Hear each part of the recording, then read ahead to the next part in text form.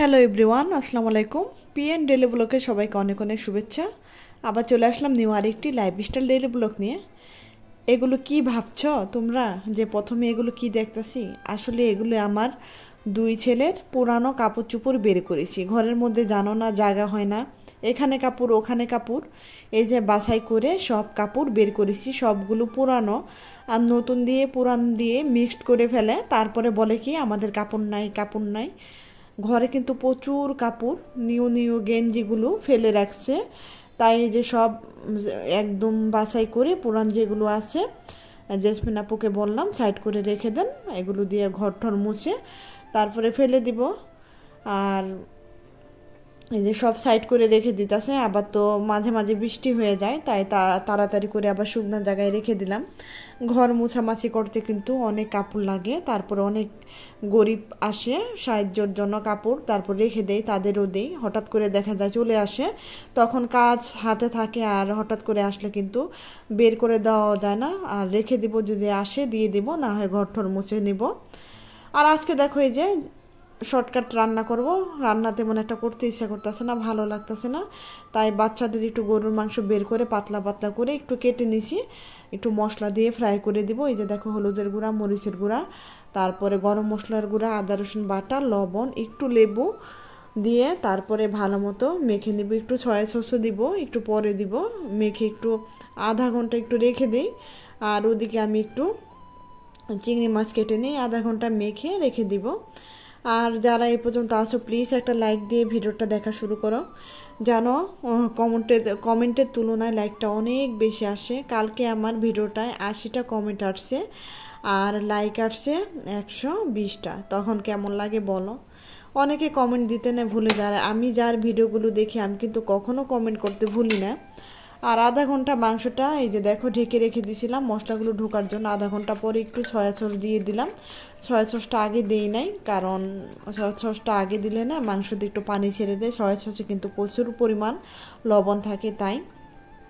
আর এখন তেল গরম করে মাংসটা ছেড়ে দিব।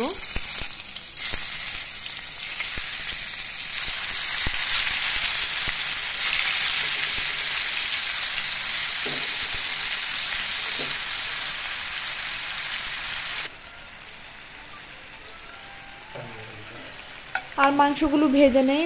বাচ্চারা এই মাংস ভাজা দেখে খুশি হয়ে যাবে না। আজকে তেমন একটা রান্না বাড়া করতে একদম ইচ্ছা করতেছে না।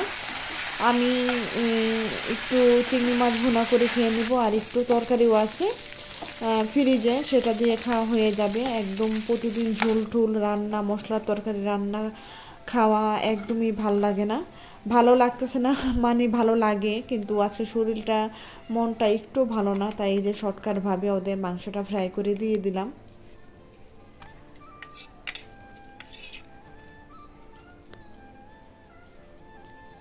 মাংসগুলো ভাজা হয়ে গেল। এইভাবে মাংস ভাজা দিয়ে গরম ভাতে বেশ দারুণ লাগে। আর এই যে দেখো আমি আবার কি খাবো, তার জন্য এই যে একটু চিংড়ি মাছ ভুনা করে নেই। কেননা আমাকে গরুর মাংস খেতে ডাক্তারে না করছে, তাই আমি গরুর মাংসটা খাবো না। আর চিংড়ি মাছটাও নিষেধ। তারপরে গরুর মাংসটা দেখা যায় একদম লবণটা দেখতে না করে দিছে। চিংড়ি মাছটা একটু বলছে, তেমন তো খাওয়া হয় না। চিংড়ি মাছ আমি কম খাই, আমার প্রচুর পরিমাণে অ্যালার্জি, তাই। এখন কি দিয়ে ভাত খাবো? শুধু তো যেই বাসি তরকারি একটু আছে, ওটা দিয়ে ভাত ভালো লাগবে না। তাই ভাবলাম একটু আমার জন্য একটু চিংড়ি ভুনা করে নিই, 2 বেলার জন্য আমি খাবো, আর নাতির বাবা যদি খায় একটু খাবে না। আর হাফ মাংস এখন ফ্রাই করে দিলাম, আর হাফ রেখে দিছি। ওইটা আর কি করি নাই, মশলা মাখি নাই রাতের জন্য, রাতে আবার গরম গরম ভেজে দিব, তাই। আর এই যে দেখো ঝটপট করে চিংড়ি ভুনাটা কিন্তু করে নিলাম। আর আমার আপুরা ভাইয়ারা তোমাদের ব্লগগুলো আমি কিন্তু দেখি ইনশাল্লাহ বলে ফুলওয়াজ। অনেকে ইনশাল্লাহ বলে কি মনে করো জানি না, কমেন্টের রিপ্লাইটাও দেয় না দেখি।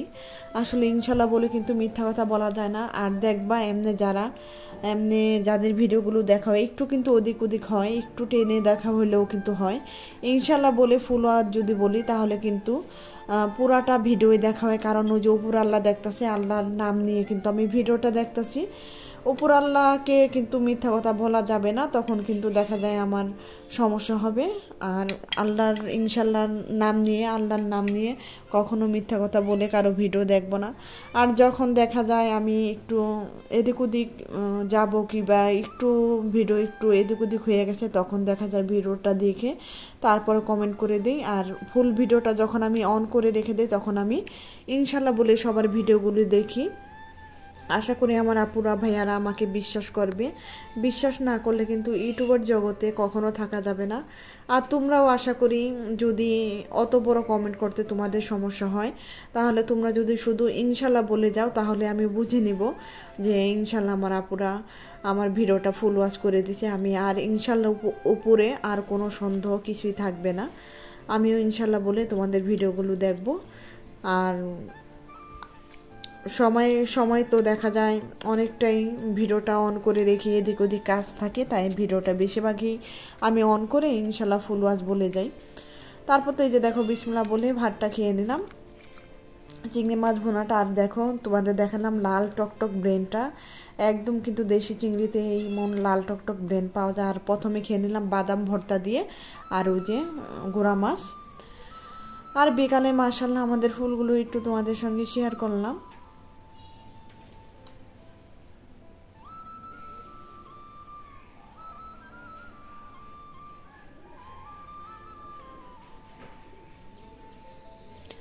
মাঝে মাঝে কিন্তু হালকা হালকা বৃষ্টি হয়, আবার মাঝে মাঝে রোদ উঠে।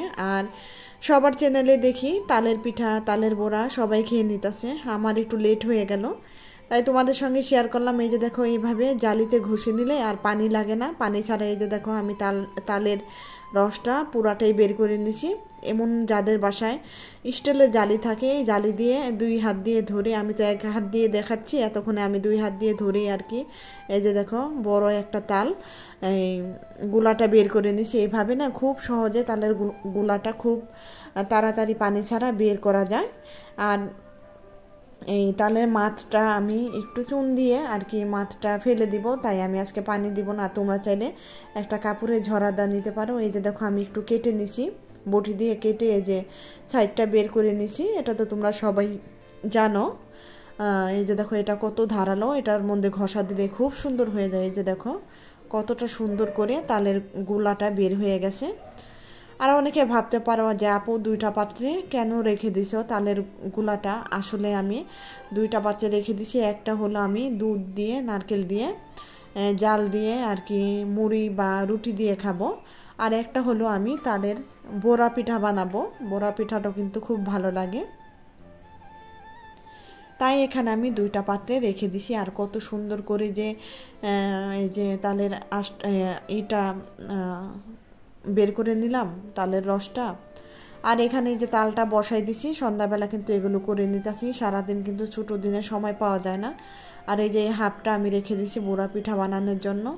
আর এই যে চিনি দিয়ে আর একটু গুঁড়া দুধ দিয়ে দিলাম, আজকের মতো কোনো রকম জাল দিয়ে রেখে দিব। কালকে আবার দুধ খাঁটি গায়ের দুধ ঘন করে খিসা করে আবার 1 কেজি দিয়ে দিব, আর নারকেল দিয়ে দিব, আর দিয়ে দিব একটু পোলাও চালের গুঁড়া, তাহলে কিন্তু খুবই ভালো লাগে।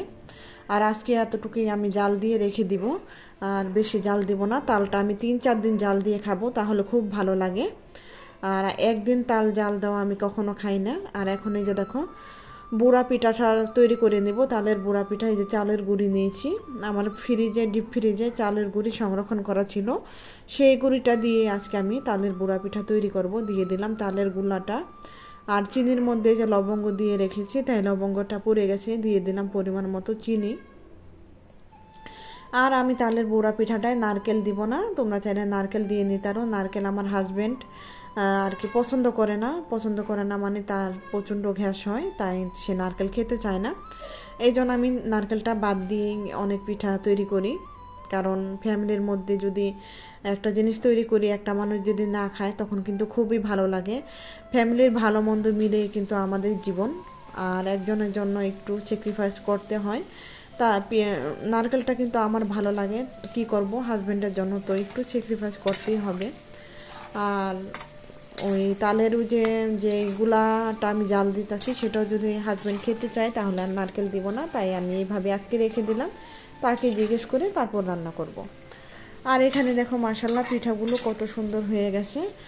আর এই পিঠাগুলো তো যখন আমি রাত্রেবেলা বানাচ্ছিলাম একদম বাহিরে ঘ্রাণে ভরে গেছে সারা বাড়ি, এত সুন্দর একটা সুন্দর মিষ্টি মিষ্টি একটা ফ্লেভার আসছে তালের।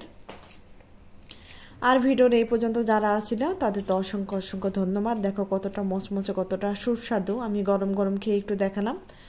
আর আবার চলে আসবো নিউ আরেকটি লাইফস্টাইল ডেলি ব্লগ নিয়ে। ততক্ষণ তোমরা সবাই ভালো থাকবা, সুস্থ থাকবা।